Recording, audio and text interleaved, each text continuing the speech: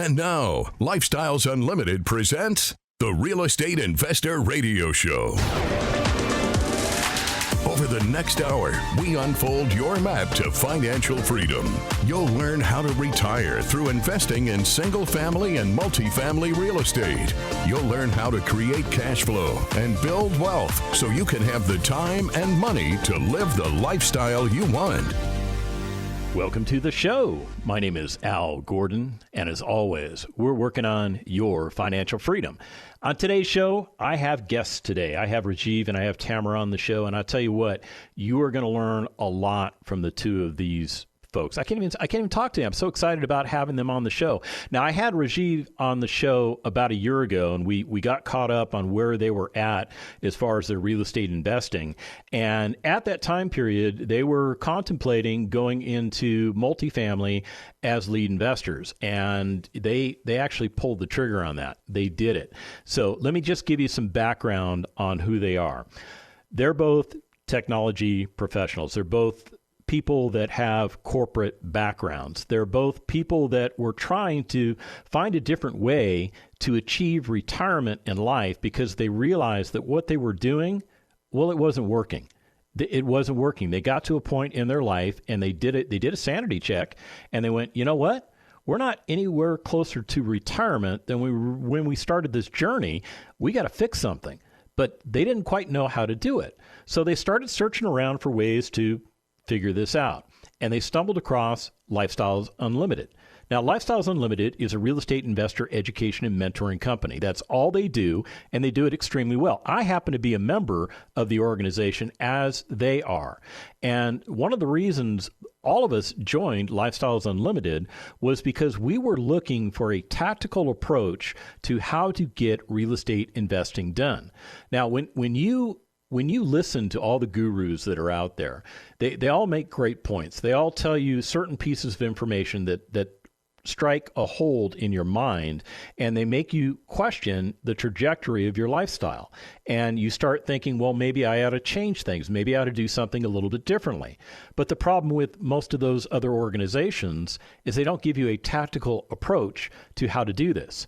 Lifestyles Unlimited, well, we offer that tactical approach. As a matter of fact, the whole organization is designed with the member in mind. Notice I use the term member because everybody who joins Lifestyles Unlimited is a member of the organization, and the organization is designed to help its members. So let me just take a step back and let you know one of the reasons why Rajeev and Tamara joined Lifestyles Unlimited.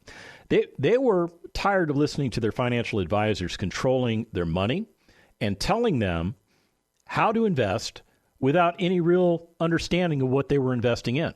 Does that sound familiar to you? I mean, do you go to your financial planner? Do you sit down with them and do you have a conversation about what the future is going to hold? And they talk to you about certain aspects. They talk to you about rates of return. And usually those rates of return are pretty low, but they make them sound like they're really great. Like they say things like, you could get a 7 to 9% balanced rate of return. You go, wow, that's really good, until you start living that 7 to 9% rate of return and you start to realize that it ain't going to get it done. You need a whole lot of years in order to get a 7 to 9% rate of return to get you retired in your lifetime. And that's even taking into account the compounding of interest, the compounding effect of interest. It's going to take you a long time. Well, they got to that point and they said, you know what? It's not working. It's not working for us. So they found Lifestyles Unlimited. They became members, and they haven't looked back. So let me do this. Let me bring Rajeev and Tamara onto the show because I want you to hear their story. I want you to hear from their own lips why they became members of Lifestyles Unlimited. So with no further ado, Rajeev and Tamara, welcome back to the show. It's so good to have you guys here. There's a lot we have to get caught up on, but before we do, let's get to know you guys again. So tell us a little bit about who you are and what you were doing for retirement before Lifestyles Unlimited. Al, thanks for having us on. What we were doing before Lifestyles is really the traditional thing that I think most people do. We had a 401k, try to put money into that 401k every year and hopefully have that grow large enough. And then with the other cash that we had, we would invest that in the stock market through our financial planner. So really pretty simple, but those were the two things that we did. Yeah, we had a lot of stock options, too, that we received through our employer that we, would invest in stocks. So, that's it. So you guys were basically doing what the employer said to do when it came to retirement. Become a member of the organization, buy into their 401k plan. They would throw you some stock options, and it really made you feel like you were really getting ahead, didn't it? It really did. I remember one year, this was a little while ago, but one year we were at a company that was doing extremely well. We had a ton of stock options at that time. Stock went from something like $30 or $20 all the way up to $70. And on paper, Al, we had a ton of money.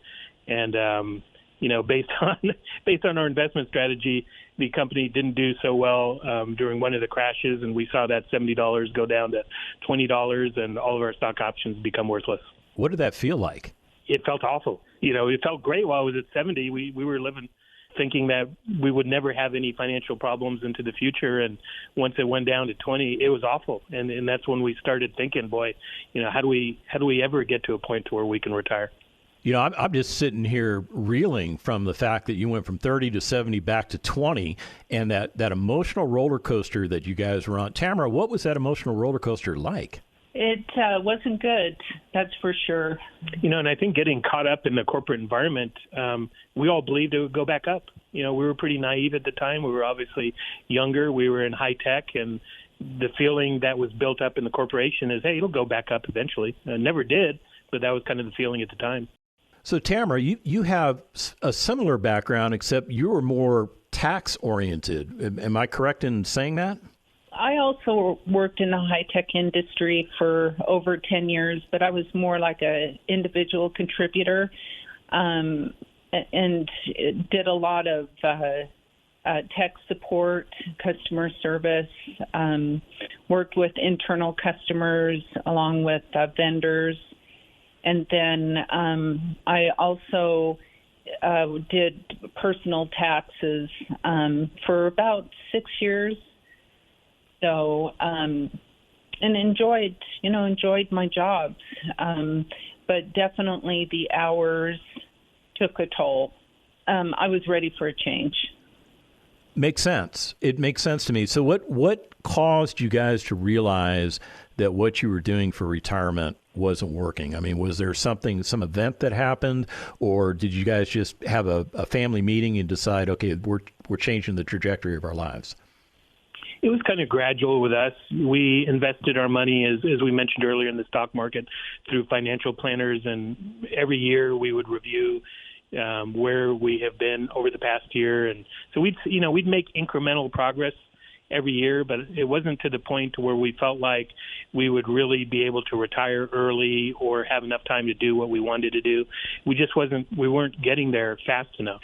And so that was a period over a few years where every year we would talk more and more about we had to do something different. We didn't know what it was at the time, but we would talk about having to do something different. How did you find Lifestyles Unlimited? It was on the radio. I listened to Dell for a few months and then decided, I think it was like at the first of the year, we got our financial statement regarding our investments, and I just wasn't happy with the results and not able to really fully control, how well we were doing. And so I went to one of the workshops for Lifestyles, and then that week I went to a 2-day seminar with David Fisher. Rajeev was traveling at the time. And I bought into it from, the first day. I could see how it could work. And so Rajeev and I both went to the next 2-day seminar about a month later, and we joined at that time. So, Rajeev, did you think Tamara had lost her mind when she started attending all these Lifestyles Unlimited events and started talking to you about a different path? Oh, 100%, yeah. She came back from that 2-day, and she was pretty excited about it and wanted me to attend. And I wanted to go only to support her, but I told her, hey, this is probably a scam, and, they're trying to con us out of money, and it's not something that I think is going to work. And, boy, I attended that 2-day with her, and we went through all the details over 8 hours Saturday, 8 hours Sunday, and by the time we got done, I was completely bought in, and we signed up as members that day. So, Tamara, what was it like watching Rajeev go through the Financial Freedom Seminar? I'm guessing when he first got there, he probably had his arms crossed and his legs crossed, and he was probably tapping his foot, wondering how quick he could get to the break. I mean, am I describing his behavior anywhere close? A little bit, but he definitely likes to analyze information and any data that's thrown his way, and I could see that through his eyes it was all clicking and made sense to him right away. So it was exciting. It was an exciting time for both of us. Rajeev, what was the information that you received that finally put you at ease and made you understand that what you were about ready to do was not a scam?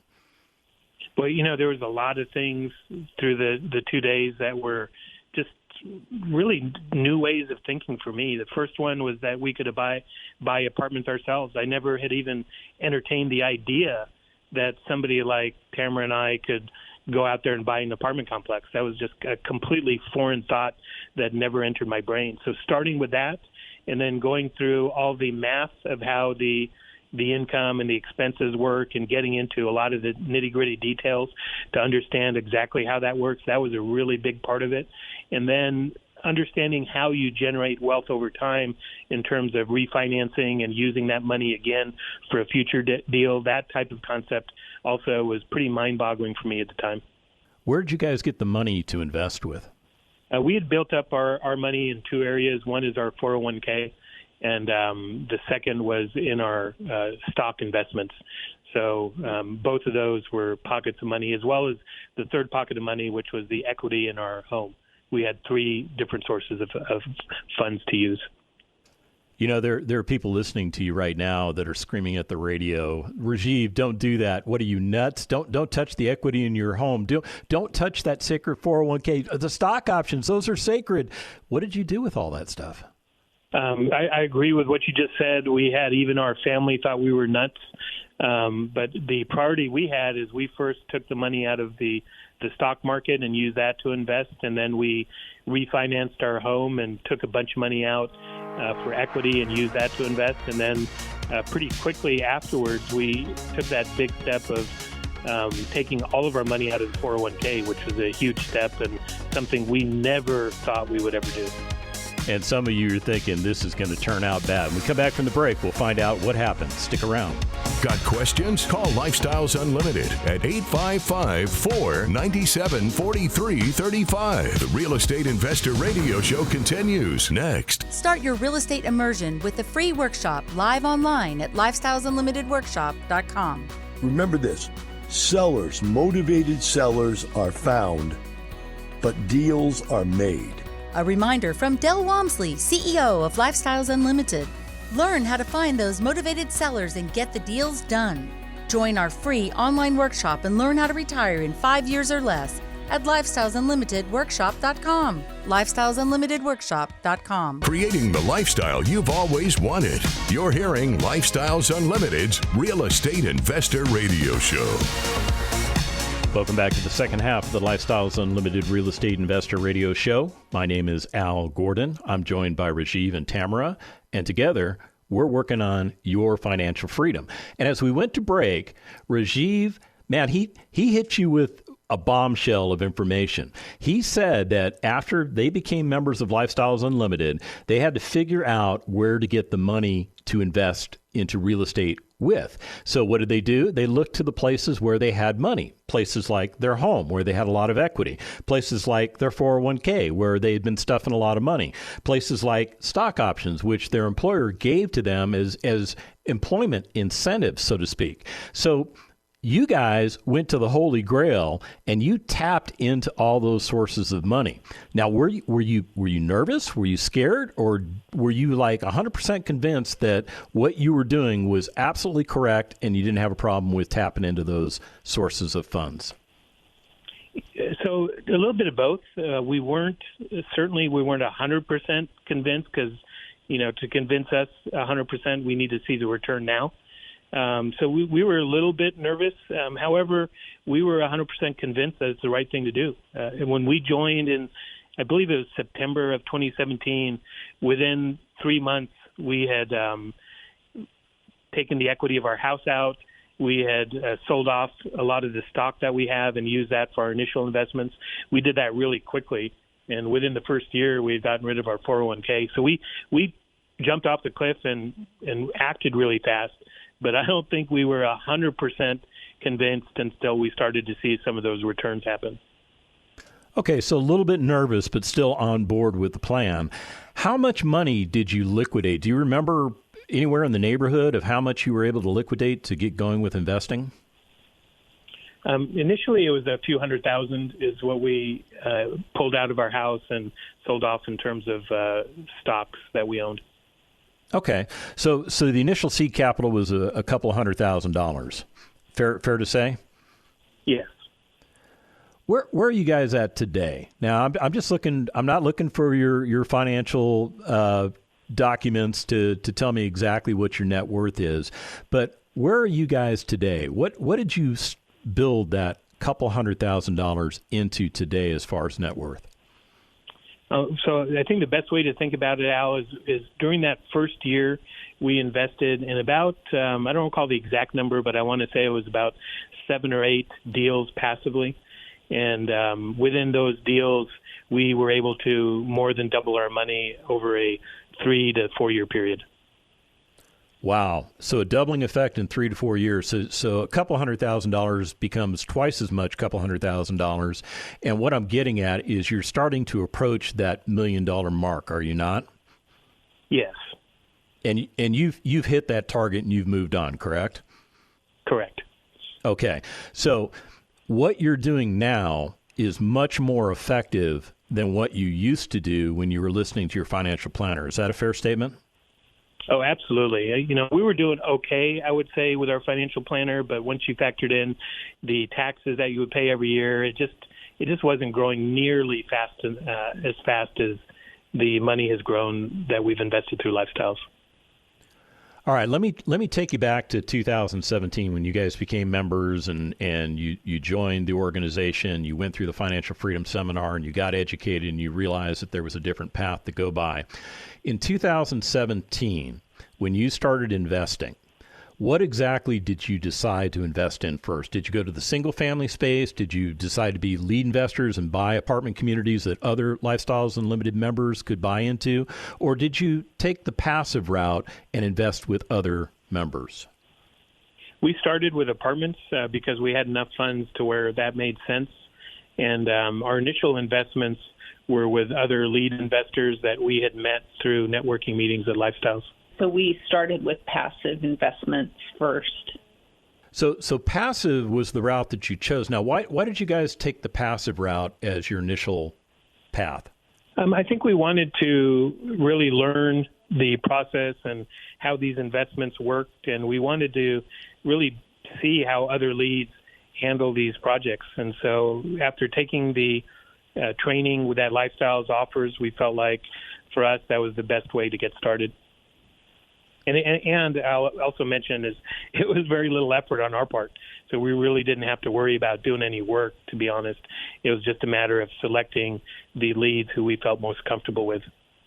Yeah, because I was going to say, we already established you guys were working some pretty intense jobs, working 60 to 70 hours a week. I mean, taking on an extra 40-hour-a-week job wouldn't make a lot of sense, would it? No, it wouldn't. And we really, when we first joined, we really didn't have any aspirations to be a lead. We thought we were going to start passively. We figured maybe down the line in 10 years we would think about it, but it really wasn't something we were focused on. So, Rajeev and Tamara, tell me about that very first property that you invested in as lead investors. Why that particular asset? That first property we had was a total of 37 units. It was located in north part of San Antonio. And the reason we ultimately chose to move forward with that property is because the numbers worked.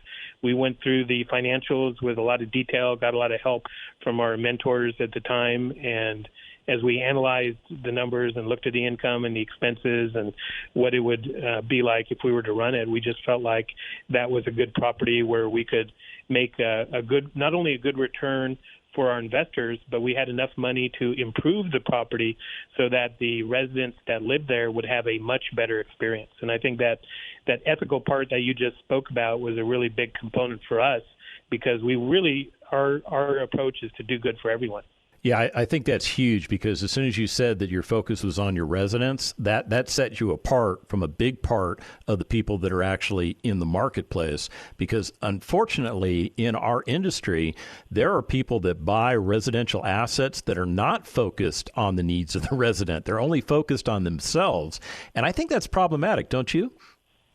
I think it is, and that's really one of the big things that attracted us to Lifestyles. Sure, we want to do good for ourselves. I think that's kind of a given, but the fact that we could do that and still do good for the residents, do good for our investors, boy, that really made this compelling for us.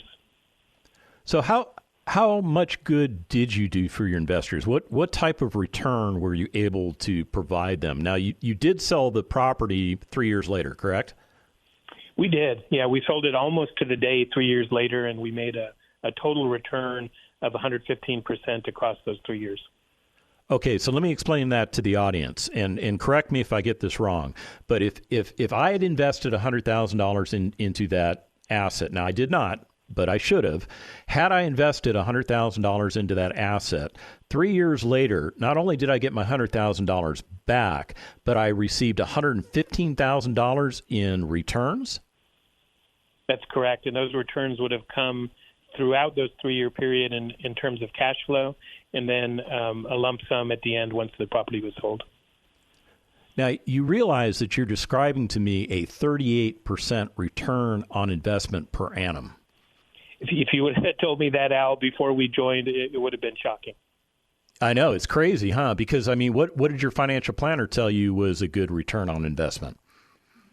We would generally be told high single digits is what he was aiming for, and that was before taxes.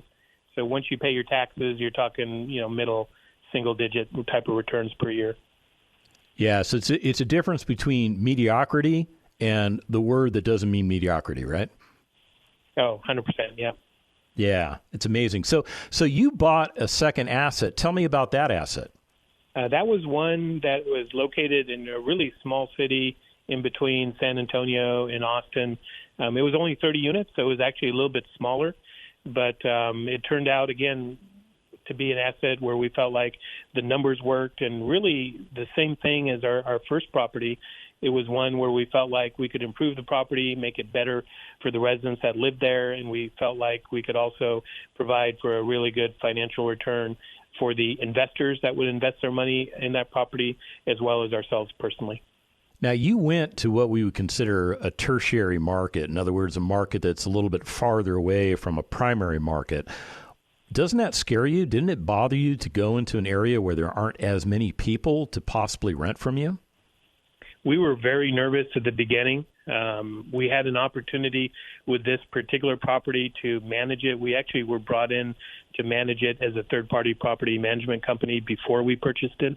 That really helped to increase our confidence that this is something we could do and be successful with. The prior ownership group decided to sell it at one point, and we were able to step in with a competitive offer and take it over. And how's that asset doing for you and your investors right now? It's fantastic. We've been able to go in, make a bunch of changes on the inside to make it better for the residents. We've added things like a dog park, a pavilion, a new laundry room. We've redone the office. So we've really put a lot of effort into making the property better. And we've been able to start cash flowing back to investors upon takeover. Wow. So there was really no delay. You were able to start producing checks immediately. That's correct. And that's music to a lot of investors' ears, especially when you consider what the stock market has gone through over the last 2 years, right? Yeah, absolutely. And then you couple that in with just what's happening in the market in general, with the softness in the market, with, like you said, that being in a tertiary environment. Those were all headwinds that so far, haven't made it more difficult for us. Now, talk to me about that third asset you bought. I know when I had you on the radio a year ago, you were in the process of buying this, so we weren't able to talk about it. But now that you own it, tell me about it. What did you buy? So that's a really fun one.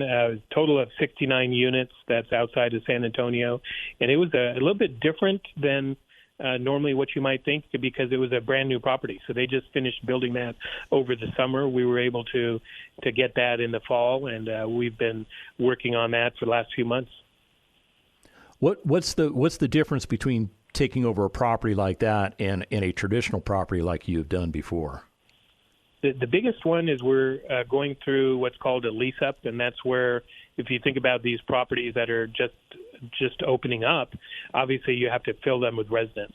And that process of filling them with residents and that process of putting a resident in a unit that's never been lived in, there are going to be items that you have to go fix. Much like when if you've ever bought a new house, you'll move into the house and you'll find a bunch of little things that need to be fixed. The same experience holds true for the apartment complex. And so we're kind of learning now, as you go through that for the first time, that's a little bit different than, let's say, our first property that we took over, which was from 1965, which has a much different set of maintenance issues. Would you not buy any of the properties that you've currently bought based on what you know now? No, I think for Tamara and I, with how we came in with really zero experience in real estate, we really appreciate that first property that we bought, because that really allowed us to learn and understand some of the scary or things that we thought would be scary on maintenance. I'll give you an example. We one time had a underground plumbing leak underneath the foundation of a building, and when we first had that was kind of a scary problem to have. Working through that, we got a lot of help from our mentors and consultants at Lifestyles and even our vendors that we would work with, and we learned that, hey, that doesn't really have to be something that's scary. So we had a lot of examples like that we learned on our first property. So now, as we manage our newer properties that we've just acquired, there's really nothing scary that we run against. Well, there you have it. We're at the end of the show. Guys, I want to thank you for being on today. I know everybody learned from you, and if you want to get started, go to lifestylesunlimited.com and let's get you started. The information and opinions you hear on the Lifestyles Unlimited Real Estate Investor Radio Show are those of the hosts, guests, and callers. The Lifestyles Unlimited Real Estate Investor Radio Show is for entertainment purposes only. Please consult a professional regarding your personal investment needs. Nothing presented constitutes an endorsement, recommendation, offer, or solicitation to buy or sell any product or security.